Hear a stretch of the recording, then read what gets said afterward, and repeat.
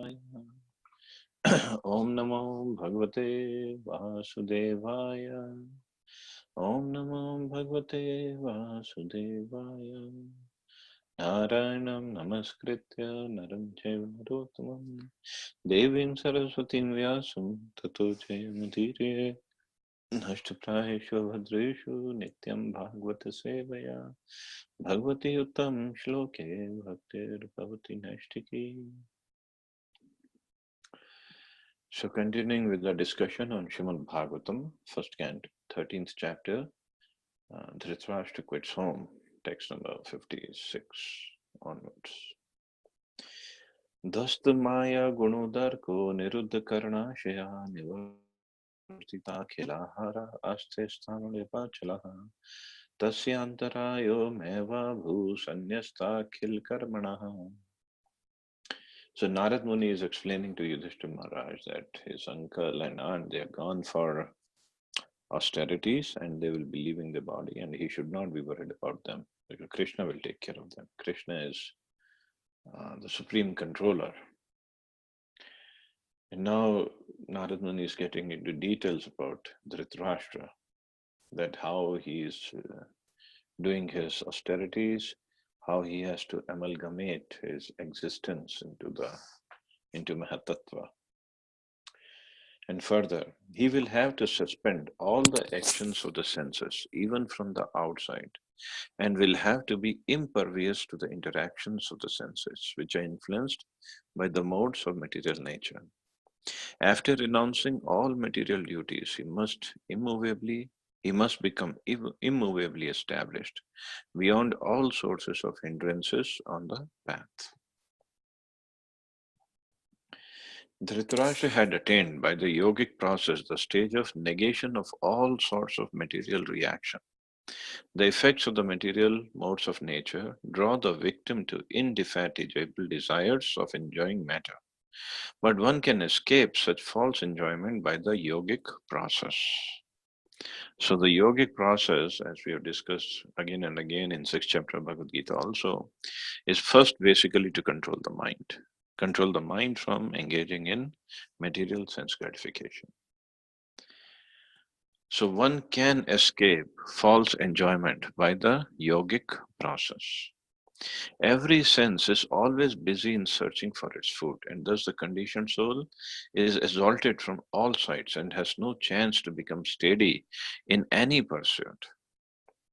So every sense is always busy in searching for its food, means for the tongue, the food is the real food that we eat, and for the ears, the real food is the music, is a song, is a nice sound, and other senses.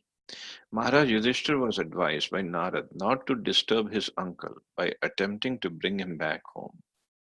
He was now beyond the attraction of anything material. The material modes of nature, the gunas, have their different modes of activities, but above the material modes of nature is a spiritual mode, which is absolute. So absolute means in that none of these three material modes affect. So Dhritarashtra was trying to get his mind, get his consciousness into that mode. Nirguna means without reaction. The spiritual mode and its effects are identical. Therefore, the spiritual quality is distinguished from its material counterpart by the word nirguna.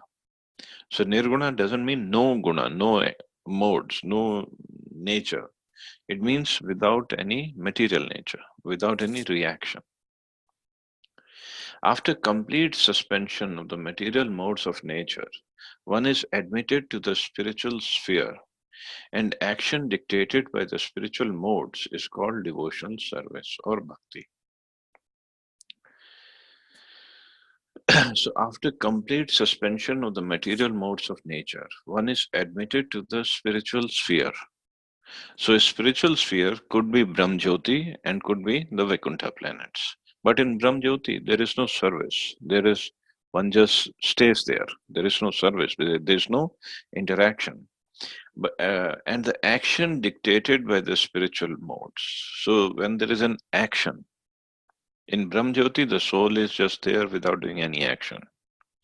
And that's why that state or that stage is temporary, because the soul, even the material body, is so active.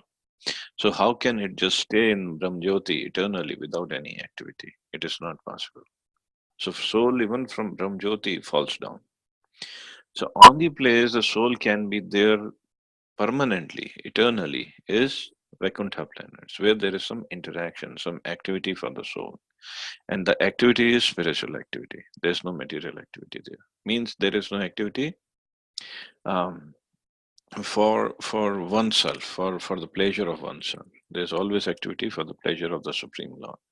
Of course, in that activity, one gets all the pleasure, but the center of uh, attraction or center of activity is Krishna or Krishna's pleasure. So that is bhakti. So action dictated by the spiritual modes is called devotional service or bhakti. Bhakti is therefore nirguna, attained by direct contact with the absolute. Text 57. Sova adyatanada rajan bharata panchme ahani kalevaram hasyati swam tacha bhasmi bhavishyati. O king, he will quit his body most probably on the fifth day from today, and his body will turn to ashes. So in only few days, Dhritarashtra, by this yogic process, he will attain the Vaikuntha planets. So Narad Muni is saying only fifth day from today, he will attain, he will quit his body. Means he will do tapasya to such an extent. He had just left, and Yudhishthira Maharaj was asking Sanjay, and then later on Narad Muni came to tell him what happened. So in 5 days only, Dhritarashtra will go back to the spiritual world. So Narad Muni's prophecy prohibited Yudhishthira Maharaj from going to the place where his uncle was staying, because even after quitting the body by his own mystic power, Dhritarashtra would not be in need of any funeral ceremony, because his body will be burned to ashes by the yogic fire. Narad Muni indicated that his body by itself would burn to ashes. The perfection of the yoga system is attained by such mystic power. The yogi is able to quit his body by his own choice of time and can attain any planet he desires by turning the present body into ashes by self-made fire. So that is a perfection. That is the highest stage of yogic process. Text 58.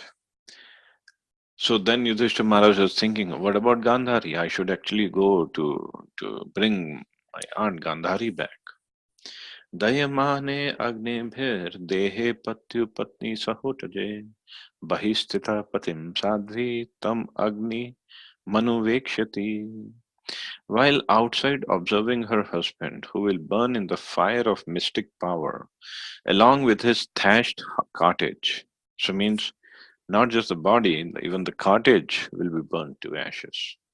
His chaste wife will enter the fire with rapt attention. Means she will become sati. Gandhari was an ideal chaste lady, a life companion of her husband, and therefore, when she saw her husband burning in the fire of mystic yoga along with his cottage of leaves, she despaired. She left home after losing her 100 sons, and in the forest she saw that her most beloved husband was also burning.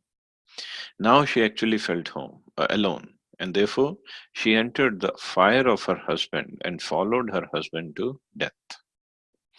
This entering of a chaste lady into the fire of her dead husband is called the sati rite, and the action is considered to be most perfect for a woman. In a later age, this sati rite became an obnoxious criminal affair because the ceremony was forced upon even an unwilling woman. So it was voluntarily done by the lady. It wasn't forced, and she was so chaste that she could not bear to live without her husband, and moreover, there would be no sons who would take care of her. So then she had the right to become sati. but there was no forced process. And this is Prabhupada's writing, especially in Kali Yuga, it has become a criminal affair because the ceremony was forced upon even an unwilling woman. In this fallen age, it's not possible for any lady to follow the sati rite as chastely as it was done by Gandhari and others in the past ages. A chaste wife like Gandhari would feel the separation of her husband to be more burning than actual fire. Such a lady can observe the sati rite voluntarily, and there is no criminal force by anyone. When the rite became a formality only and the force was applied upon a lady to follow the principle, actually it became criminal, and therefore the ceremony was to be stopped by state law. So that's why it was stopped. The prophecy of Narad Muni to Maharaj Yudhishthir forbade him to go to his widowed aunt. So even for Gandhari, Maharaj Yudhishthir could not go because she was going to enter the fire of her husband's not funeral, not cremation, but when her husband Dhritarashtra would produce the fire from his body so much that his body and the hut he was staying in would burn to ashes. Text 59. Vidurastu tadascharyam nishamya kurunandana harsha shoka yutas tasmad gandha tirtha nishevakaha. Vidura, being affected with delight and grief, will then leave that place of sacred pilgrimage.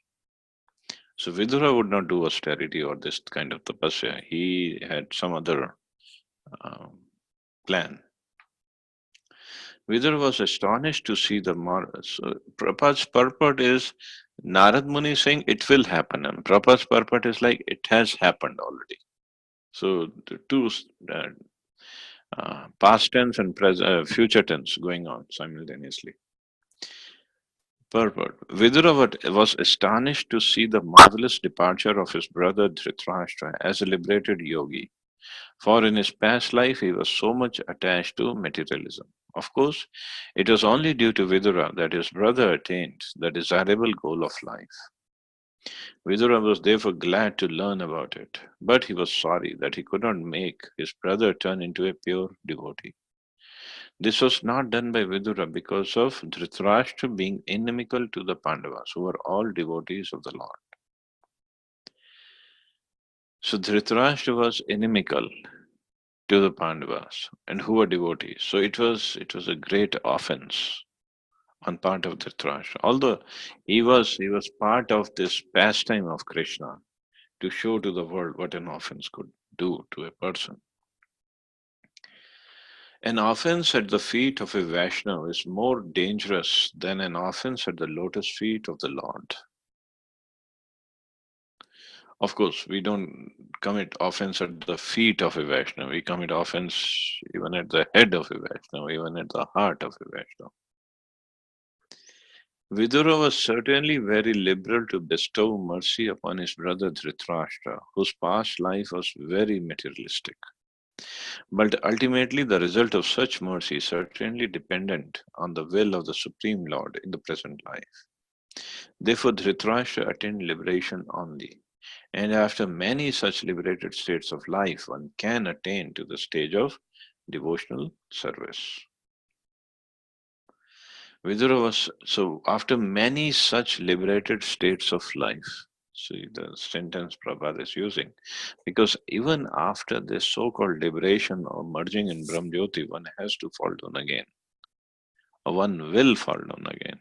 And then again, he can go for liberation or devotional service, depending upon the desires he has. So, after many such liberated states of life, one can attain to the stage of devotional service. Vidura was certainly very mortified by the death of his brother and sister in law, and the only remedy to mitigate such lamentation was to go out to pilgrimage. Thus, Maharaj Yudhishthir had no chance to call back Vidura, his surviving uncle. Even Maharaj Yudhishthir could not even go there to call back Vidura because Vidura was going to leave for pilgrimage. Text 60. इति उक्ता थारुत स्वर्गं नारदः सहतुं वरु युधिष्ठिरो वचस्तस्य हृदि कृत्वा जहाचुचा. Having spoken thus, the great sage Narad, along with his Veena, ascended into outer space. Yudhishthir kept his instruction in his heart and so was able to get rid of all lamentations. Shri Naradji is an eternal spaceman, having been endowed with a spiritual body by the grace of the Lord. He can travel in the outer spaces of both the material and spiritual worlds without restriction and can approach any planet in unlimited space within no time. And this is the power of Narad Muni. And how he attained that stage we studied earlier. And he did tapasya to such an extent from very childhood until till he left his body. He did so much of tapasya. And because of his tapasya, Krishna was pleased, and because when Krishna was pleased, he gave him all the benedictions to achieve a spiritual body and then to become a spaceman, become a traveling spiritual master. He can go anywhere. Even in the spiritual world, he can go anywhere. We have already discussed his previous life as a son of a maid servant. Because of his association with pure devotees, he was elevated to the position of an eternal spaceman and thus had freedom of movement. One should therefore try to follow in the footsteps of Narad Muni and not make an futile effort to reach other planets by mechanical means. So no need to go to other planets by mechanical means. Just try to become like a Narad Muni. Maharaj Yudhishthir was a pious king and therefore he could see Narad Muni occasionally. Anyone who desires to see Narad Muni must first be pious and follow in the steps of Narad Muni. So this is a wonderful chapter, wonderful instructions of Narad Muni, and wonderful story that how Dhritarashtra attained perfection. So chapter ends here. So text number 14, the disappearance of, the chapter number 14, the disappearance of Lord Krishna. Text 1. Sutvacha samprasthite dvarkayam Vishnu bandhu didrikshaya Gyatum cha punya shlokasya Krishnasya cha vicheshtitam. Shri Sud Goswami said, Arjun went to Dwarka to see Lord Krishna and other friends and also to learn from the Lord of his next activities. So after Yudhishthira Maharaj came back, after Dhritarashtra left, Yudhishthira Maharaj came to know about what Dhritarashtra is going to do from Narad Muni. And then he understood Narad Muni had given him indirect instructions to do the work what Krishna wants you to do, because everything is under control of Krishna. So now Yudhishthira Maharaj and other Pandavas, they're feeling separation from Krishna. So Yudhishthira Maharaj sent Arjun to Dwarka to see Krishna and find out what are his activities now. Purport. As stated in Bhagavad Gita, the Lord descended on earth for the protection of the faithful and annihilation of the impious. So after the battle of Kurukshetra and establishment of Maharaj Yudhishthira, the mission of the Lord was complete. The Pandavas, especially Sri Arjun, were eternal companions of the Lord, and therefore Arjun went to Dwarka to hear from the Lord of his next program of work. Text 2. Vyatita kati chinmasad masastata naya tato arjuna dadarsha ghora rupani nimittani kurudvaha. A few months passed and Arjun did not return. Maharaj Yudhishthira then began to observe some inauspicious omens which were fearful in themselves. So Maharaj Yudhishthira had no idea what Arjun was doing because a few months had passed and he hadn't returned. And Maharaj Yudhishthira was observing some inauspicious omens. Lord Shri Krishna, the Supreme Personality of Godhead, is ad infinitum, more powerful than the most powerful sun of our experience. Millions and billions of suns are created by him and annihilated by him within his one breathing period.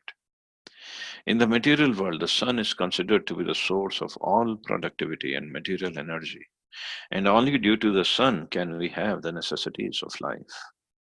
Therefore, during the personal presence of the Lord on the earth, all paraphernalia for our peace and prosperity, especially religion knowledge, were in full display because of the Lord's presence. Just as there is full flood of light in the presence of the glowing sun, Maharaj Yudhishthira observed some discrepancies in his kingdom, and therefore he became very anxious about Arjun, who was long absent. And there was also no news about Dwarka's well being. He suspected the disappearance of Lord Krishna. Otherwise, there would have been no possibility of fearful omens.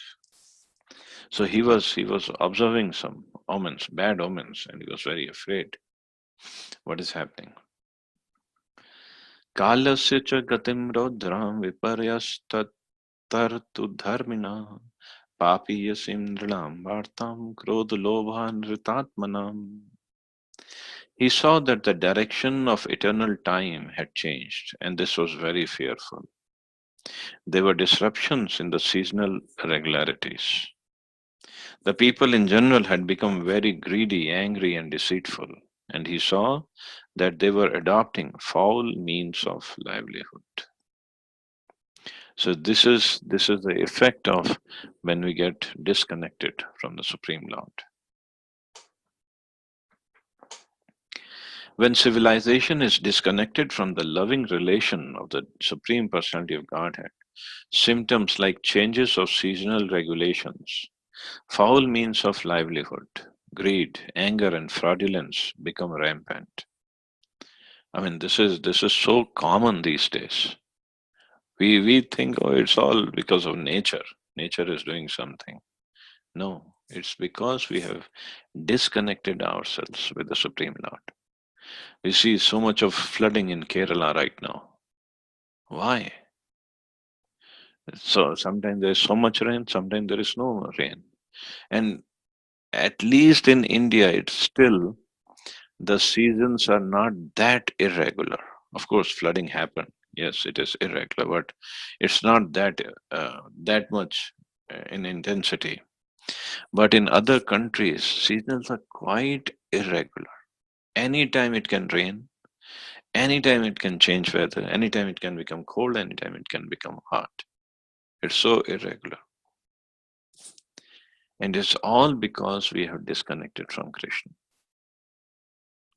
When we are disconnected from Krishna means when we are not serving Krishna, when you are not following his instructions, the nature, which is the energy of Krishna, it does not cooperate with us. And it will not cooperate with us. And later on, slowly, we'll see how Kali Yuga, when Kali Yuga progresses, so many bad things are going to happen. Of course, we get very afraid when we read about the symptoms, what will happen in Kali Yuga. I think few days back, Raghu Prabhu had posted that what will happen in Kali Yuga. But we have to understand, we have been through the whole Kali Yugas many millions of times because we have taken millions of births.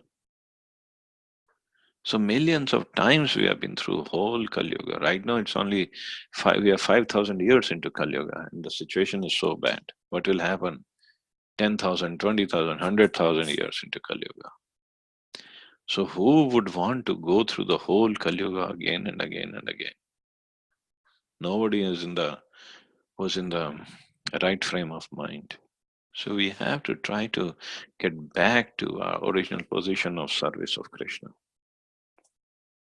Then we can avoid the symptoms of Kali Yuga. And then we can avoid Kali Yuga altogether or taking birth in the material world altogether. The change of seasonal regulations refers to one season's atmosphere becoming manifest in another season. For example, the rainy seasons being transferred to autumn, or the fructification of fruits and flowers from one season in another season. A godless man is invariably greedy, angry, and fraudulent. Such a man can earn his livelihood by any means, black or white. During the reign of Maharaj Yudhishthir, all the above symptoms were conspicuous by their absence. But Maharaj Yudhishthir was astonished to experience even a slight change in the godly atmosphere of his kingdom, and at once he suspected the disappearance of the Lord. Foul means of livelihood implies deviation from one's occupational duty. There are prescribed duties for everyone, such as Brahman, Kshatriya, Vaishya, and Shudra. But anyone who deviates from his prescribed duty and declares another's duty to be his own is following a foul and improper duty. A man becomes too greedy for wealth and power when he has no higher objective in life, and when he thinks that his earthly life of a few years is all in all. Ignorance is a cause for all these anomalies in human society, and to remove this ignorance, especially in the age of degradation, the powerful sun is there to distribute light in the shape of Srimad Bhagavatam.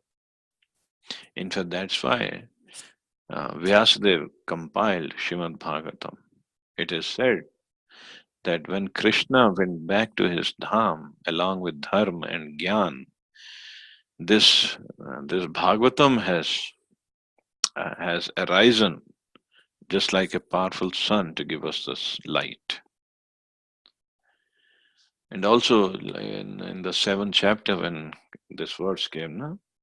When Vyasadeva heard from Narad Muni about the instructions to compile Bhagavatam, then he compiled. Why? Anarthopshamam sakshat bhakti yogam adhokshaje. Ahetuki. No. Anarthopshamam sakshat bhakti yogam adhokshaje. Chakre Sattvat Samhitam. I'm forgetting some few words. Means people don't know. Lokasya janato vidvans chakre sattva samhitam. People don't know how to get rid of, or how, how to or how to get rid of all the anarthas in their lives. Especially in Kali Yuga, they don't know. So that's why, and the way to get rid of anarthas is to get engaged in the bhakti of Adhokshaja, bhakti of Krishna. And that's why Vyasadeva compiled this great literature, Srimad Bhagavatam. So I'll stop here. See anybody has any questions or comments.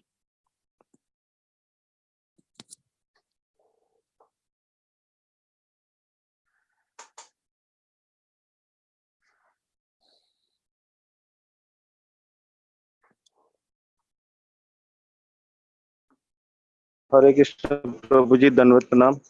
Dandapalam. Prabhuji, I you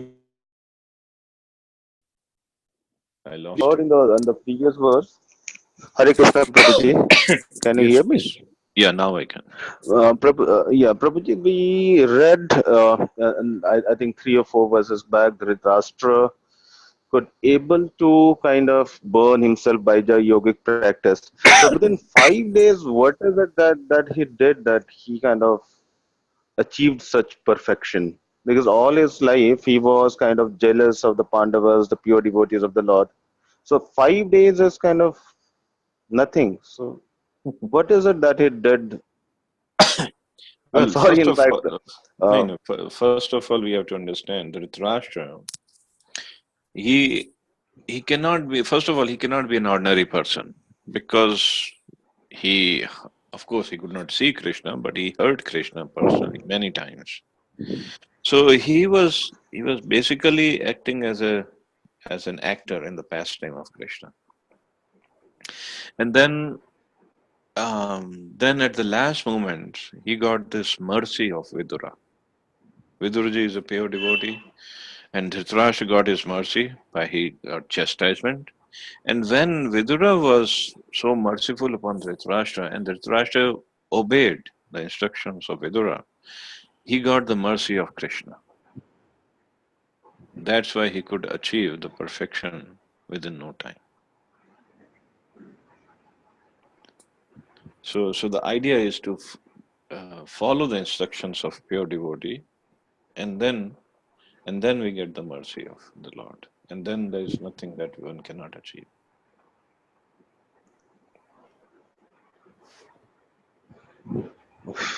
Hare Krishna, Prabhuji. Hare Krishna. Is that okay, Mohanty Prabhu? Pramod Prabhu? Prabhuji, you said Yes, Prabhuji. Dhritarashtra got Yes. Yes, Radha Prabhu, please tell.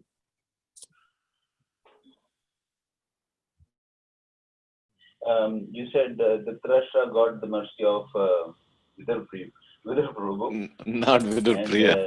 that is how. Yeah, I think I got from Vidar Prabhu.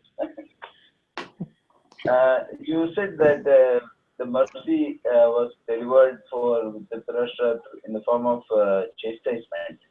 So, how do we understand when we get chastised by a pure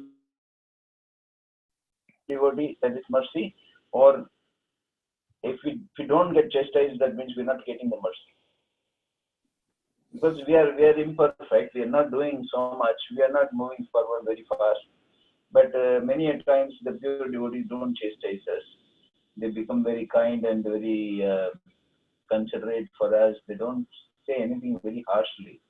But sometimes they do with some devotees, and that is what is seen as mercy, or even the kindness that they show is also mercy. So which No, is greater mercy? so you're saying if chastisement is greater mercy, we should do something stupid to get chastised. No, that's not the right thing. Everything is a mercy. Like Srila Prabhupada, when he chastised his disciples or when he praised his disciples, everything was his mercy. Uh, but the real mercy flows when we try to follow his instructions. That's all.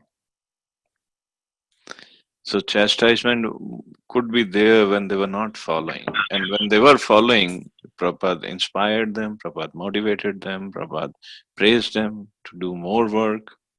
So everything was his mercy. And they got the mercy, the followers. They get the mercy. They get the benefit of serving pure devotee like Srila Prabhupada. Okay, thank you very much. Everything is mercy. Yes. Prabhuji, one question. Yes, Mata. Hare Krishna. So, what I feel is like all the saint who like all this people who go for sannyas, like so that is I think the easy way of getting bhakti, right? And grihastha ashram is the toughest form of getting bhakti because if you are alone, we can try to manage our control our senses and we can uh, behave in certain way. But when we are in a grihastha ashram, we have to means at each and every step there is a some hindrance which is trying to deviate you from that devotional service. So and you don't know when you will fall down. So See, that's why it's called Grihast Ashram. Ashram means where we can make progress spiritually. Just like in the verse, Prabhupada says, no, there are prescribed duties for everyone. But so we have to follow our prescribed duties and try to make progress that way. Sannyas ashram, brahmachari ashram, vanprastha ashram. Yes, there are more chances of progress, rapid progress. But as we had discussed earlier, all these ashrams are like express train to spiritual world. Grihastha ashram is like passenger train to spiritual world. Yes, you're right that Grihastha ashram, there are chances of falling down. It's there are very chances of getting back into material sense gratification. But as it is like passenger train, so even if we fall down, we can run back and catch up and get back on the passenger train. But express train, if we fall down from that, then there is no chance of getting back on that train. So yeah, those ashrams, sannyas and brahmacharya ashram, they are like express train, but the life is not easy in that train either because we have this inherent desires it's in everybody's heart of getting into sense gratification. Changing the outer dress does not No, we're not able mean to hear your that is. voice. Can you hear now?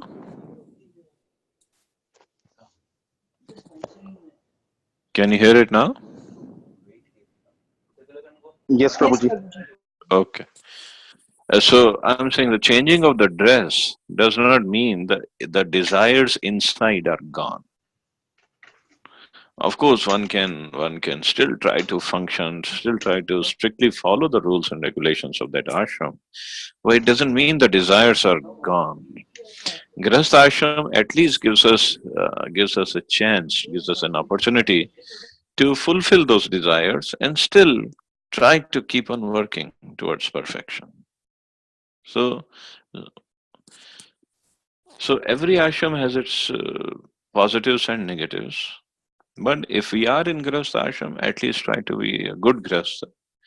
At least take care of the family nicely, take care of our spiritual activities nicely, lead the rest of the family towards spiritual life. That is a duty. And when Krishna feels that we are ready for sannyas ashram or some other ashram, he will make the arrangements for that. But we should not try to jump to some other ashram thinking this ashram is good and other ashram is bad or whatever the reason. No. Whenever we are ready, Krishna will arrange for something else. Is that okay, Anima Mataji? Yes, thank you, Prabhuji. Thank you, Mamta. Hare Krishna. Any other question or comment?